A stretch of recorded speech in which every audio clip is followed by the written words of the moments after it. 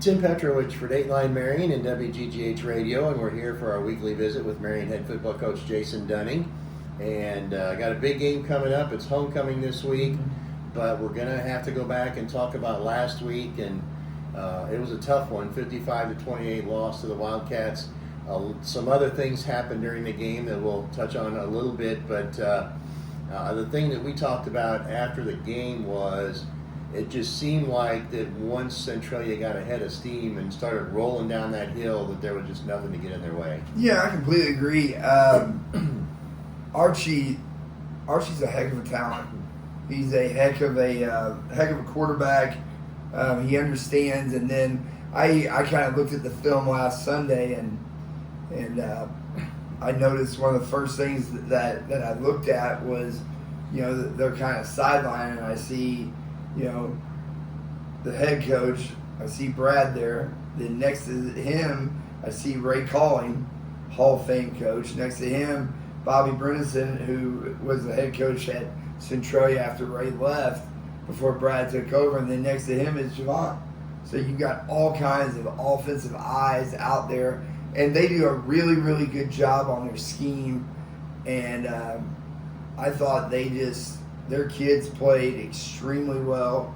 Probably the best I've seen them play all year. But you're exactly right. Once they got the momentum, we couldn't stop that snowball from coming. I thought if we could stay close and trade scores, that kids would finally get a grip on things, and we could stop that snowball from rolling down the hill. But it just didn't happen. I was, you worry about how far it's going to go, but I was really proud of how we ended the first half, because Centralia had the ball. They are trying to go and put the nail in the coffin, so to say, and send us in at halftime down 28, 29 points, which is a monumental hill that you got to try to climb. But the defense came out and we battled, and to go in down 3 scores, getting the ball back, at least there was a little bit of a glimmer of hope there that we could come out. And then we come out, we score in the second half, and then they just kind of kept doing what they do, and the hats off to Centralia and Coach Guai and the rest of the staff, that they beat us in every facet of the game. One of the things I noticed was that we've talked all year about the weapons that Marion has, and Centralia may be the one team on the schedule. There may be another one that has that many weapons, because when you look at all the different receivers that Archie had to throw to, he threw to 4 different guys, threw touchdowns to 3 of them. The fourth one, had a good game too.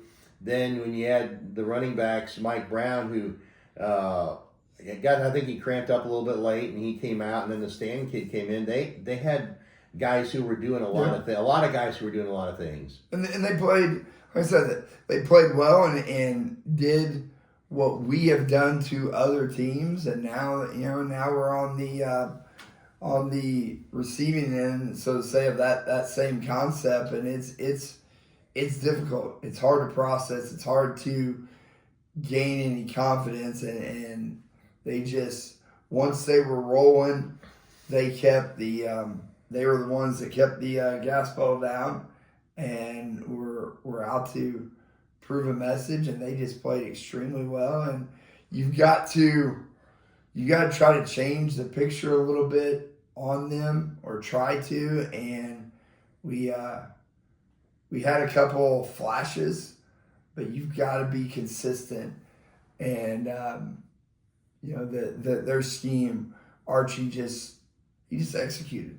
He executed. It's the same thing that we, ironically, Tim, that we've been priding ourselves on most of the season, is just going out and playing with a high level of intensity, a high level of effort, flying around, and we did not have it. They had it, and scoreboard shows that they had it, and anybody can watch the game and see that they were playing. They were playing enthused. They were playing driven, with intensity and purpose, and But I mean, we've shown it. We just got to get back, and we've got to find it these last 3 weeks.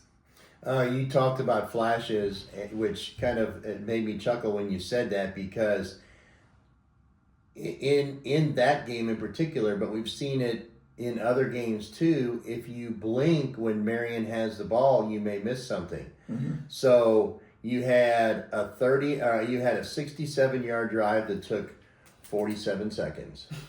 You had a 69-yard drive that took 54 seconds. And you had an 80-yard drive that took 36 seconds.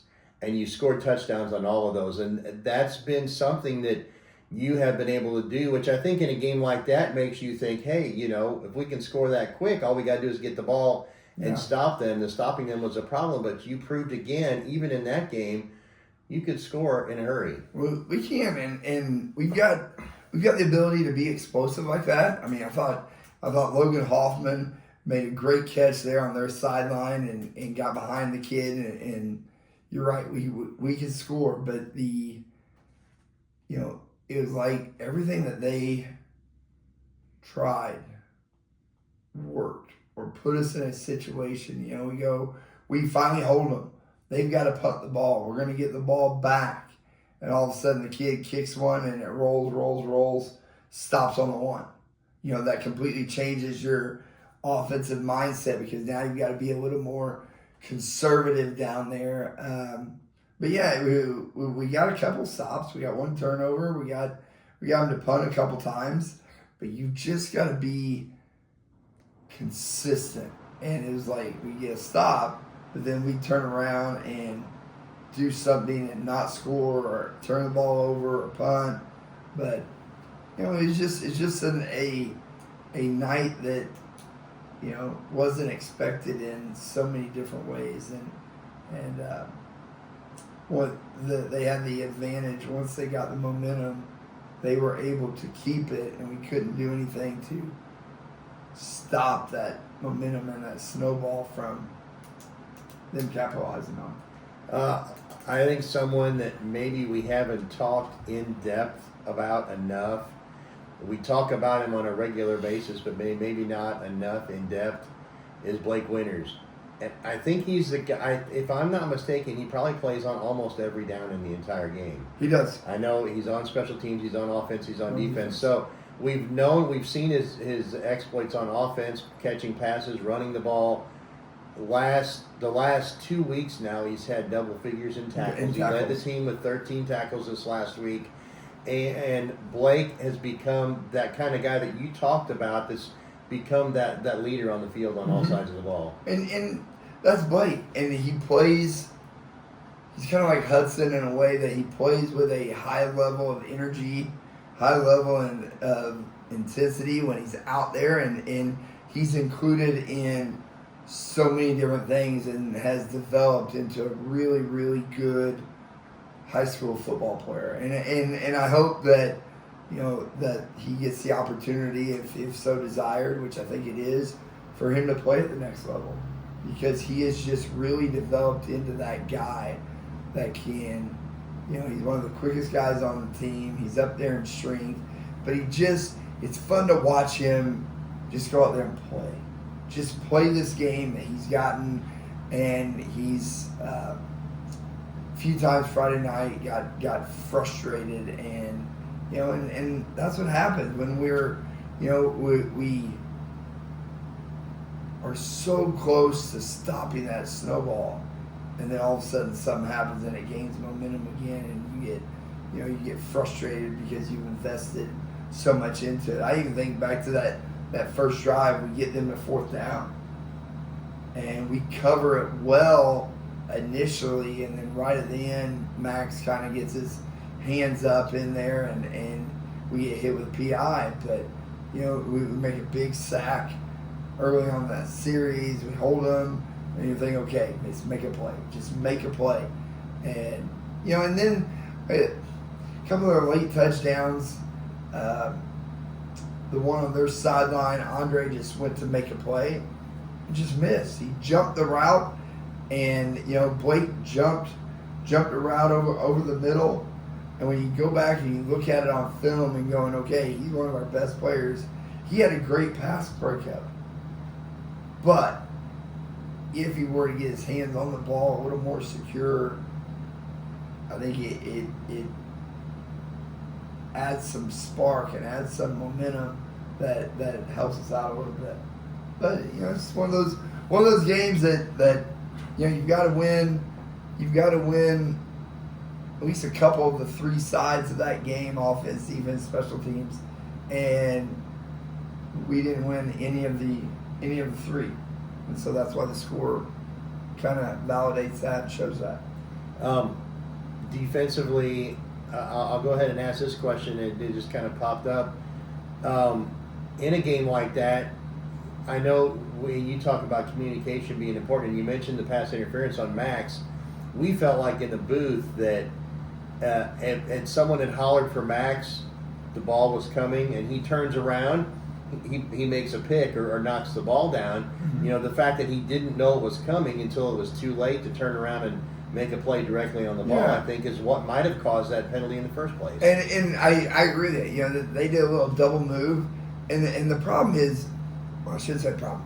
The Centralia's good. He's calling shots. I mean, I think Ray does a really good job.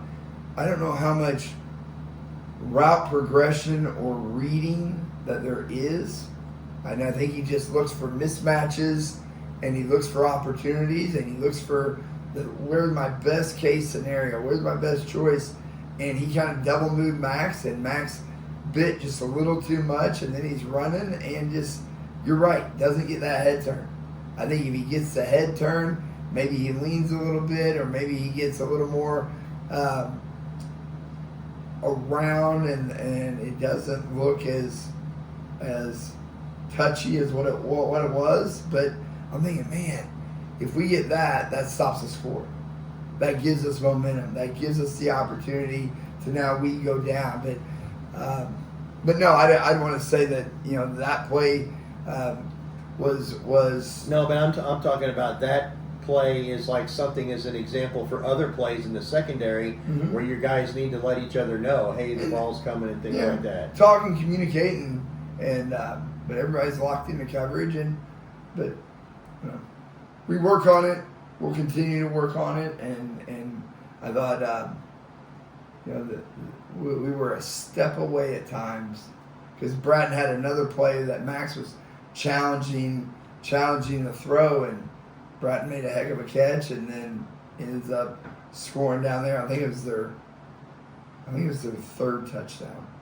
But we battled, we fought, and we just came up short. But I'll tell you what, the game Friday night of Cahokia and Centralia will be one that after our game I'll check that score really quickly to find out how that goes, because you've got two explosive offenses and two pretty good defenses, and it'd be a great ball game to watch. We have talked previously about the fact that Alex Henry's moved from the defensive end to the inside on the line. That seems to have created a space for Caden Jacobs.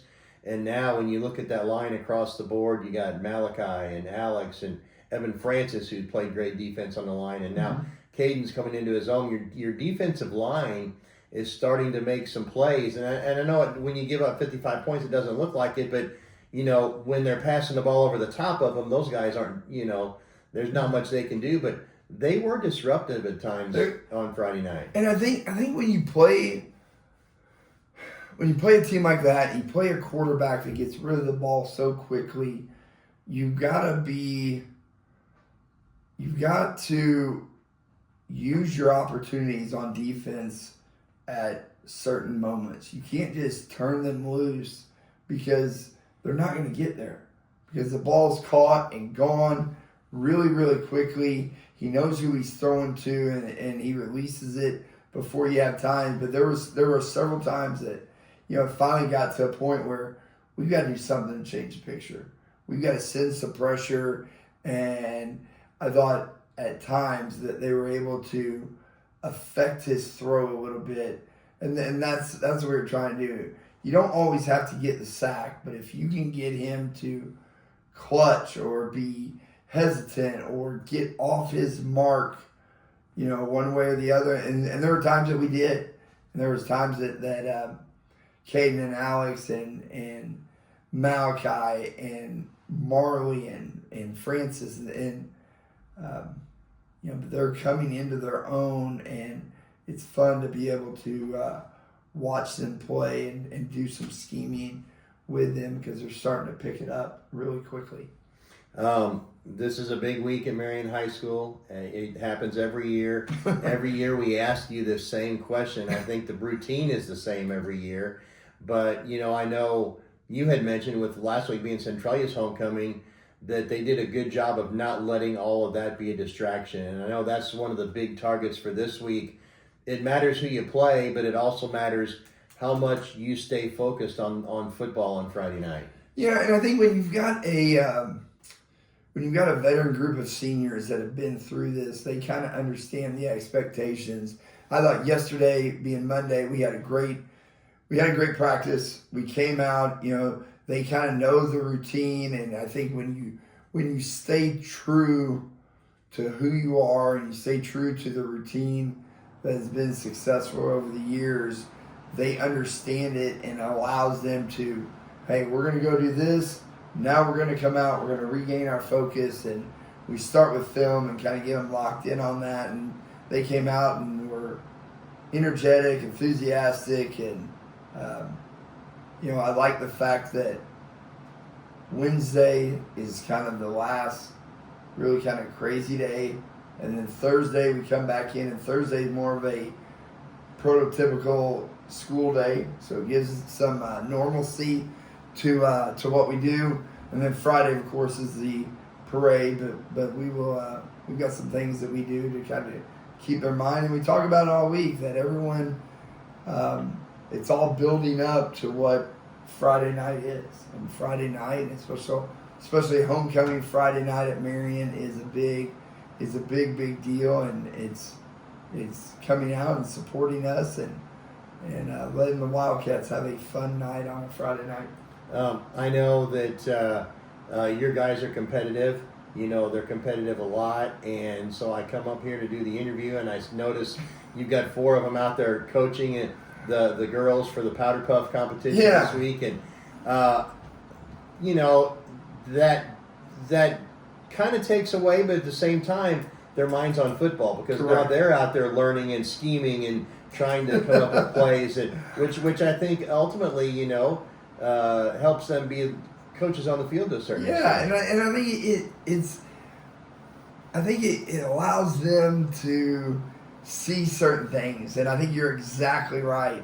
It's one thing to I think I can do this, and then you get out there, and now you've got the stressful play call, and I don't know. I'll be glad. I think my 2 have been at it for about 6 months now, culminating up to Wednesday night, and it just so happens that Maddie's group plays Peyton's freshman group the very first game, and so it's been them going at it, but no, it's a fun, and I think we've learned to do it the right way. We've learned to make homecoming week special, that the kids remember, from the fact of every morning there, and now it's all sports. There for a while it was nobody, then it was just football, and then it's carried over. And I love the fact, because we talked to the guys, that they may not feel like they're being watched, but when they go to these elementary schools and these little kids look up to Cal and Sam Atkins and Junie and Alex Henry and Malachi and all those guys across the board, they look at them, and to a lot of them, our guys are no different than who they see on Saturday and Sunday. They don't. They're not able to make that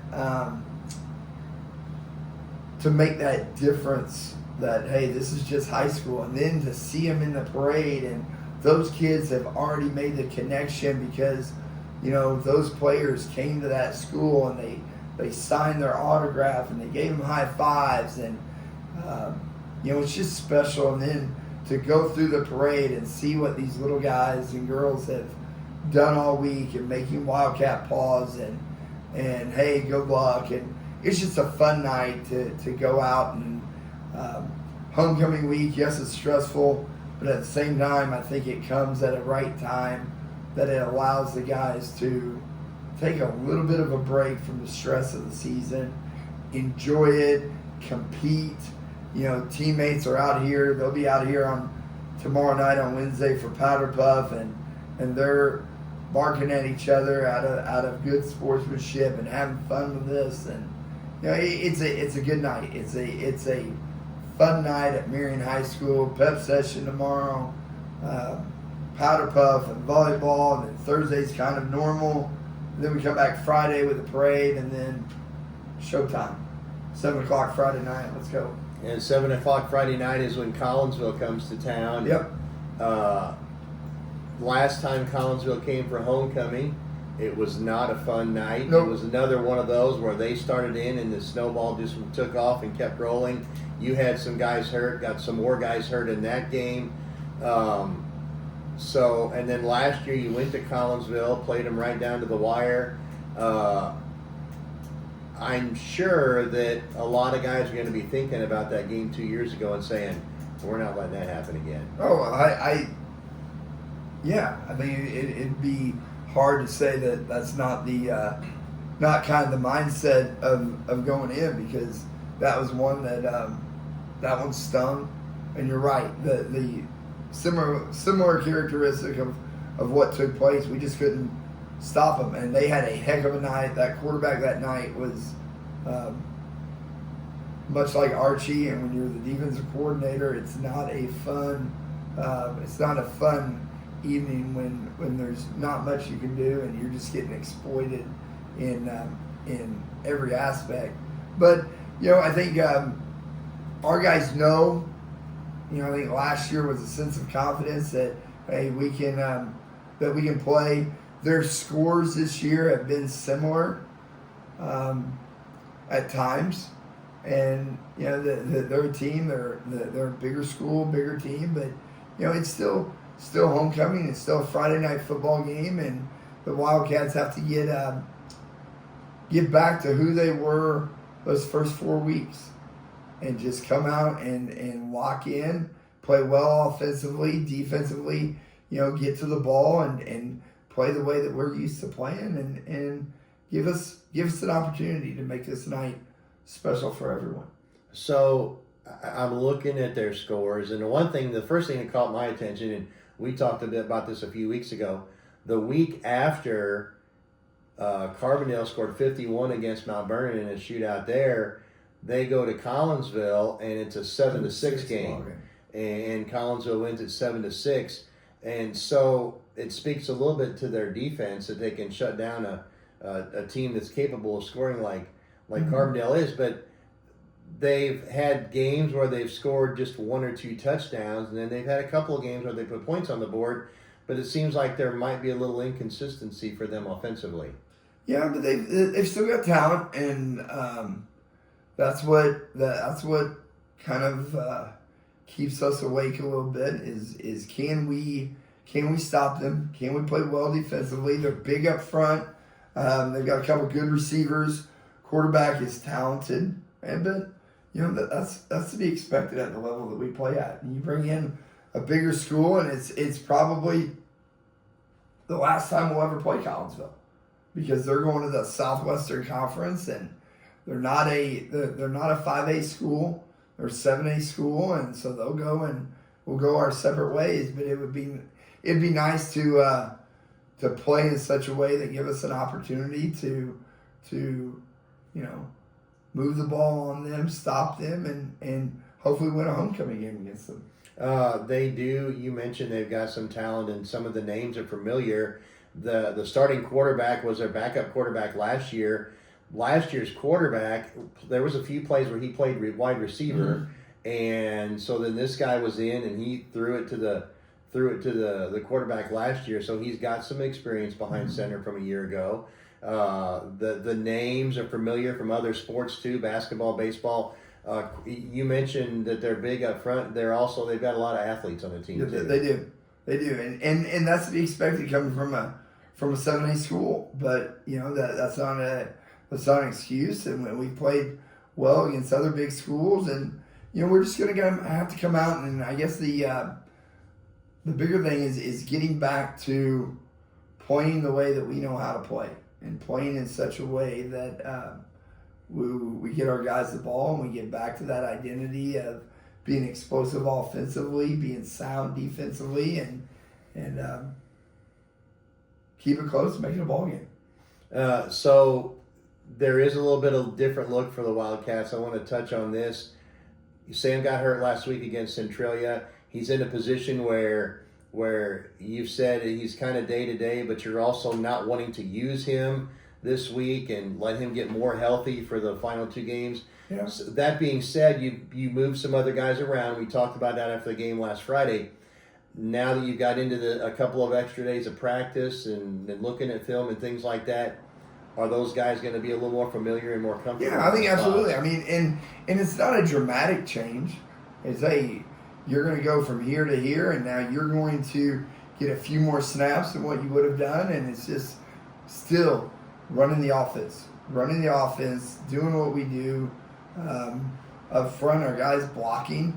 I think at times we had some scheme issues that I think have been fixed, and and that's that's part of why we come in on Saturdays. We come in and win or lose. We're going to watch the film. We're going to break down the film. We're going to evaluate and critique and talk with the players and show them. And it's a situation that's not, it's not a scolding. It's not a issue of here's everything you did wrong, because a lot of times you think, man, we played bad, and then you watch the film, and the film is never as bad as what you thought it was going into it. It's never as good as what you thought going into it. You still see things, but it was okay. The mistakes, the issues that allowed that snowball with Centralia to get out of control, I think are little tweaks here and there, and you get back to playing Wildcat football and back to the standard that we build the foundation on everything, and so that's what I'm looking forward to, is getting back to, because we've already shown that we can play a certain way, we can do certain things, we can execute. Now we just got to put those and be more consistent throughout the ballgame on Friday. I want to be careful how I say this now, because I want to make sure that whoever's watching this doesn't take it the wrong way and use it as bulletin board material. We talked before the game last week that we thought the last four games on your schedule were winnable games. We thought that the Cahokia game was a winnable game. So you're still in a position where you can go 6-3. You can take care of your business the rest of the season. How important is it to drive that message home to the kids that because they lost by a lopsided margin last week, the season isn't lost? Well, I think it's going out and going, hey, here's the focus. We're not looking at anything past this week. We've got to get win number 4. We've got to get back to where the Wildcats want to be, and I think that's where the emphasis has to be, is going back to the standard of how we coach, the standard of how we play, the standard of how we practice, and go, hey, right now we've got one target on our point of emphasis, and that is getting win number 4, and then we'll worry about that other stuff. But the emphasis right now is getting us back to who we are and attacking this to get that 4th win, and then after we get that 4th win, then we can start looking at what can happen after that. But none of that can happen until we get this one, and so that's going to be the mindset. That's the importance, is getting that focus on that fourth win. So I'll throw this out at you. Totally off of Friday night's football game. Have you heard what's the oldest class that's going to be back for a reunion for homecoming? I don't know.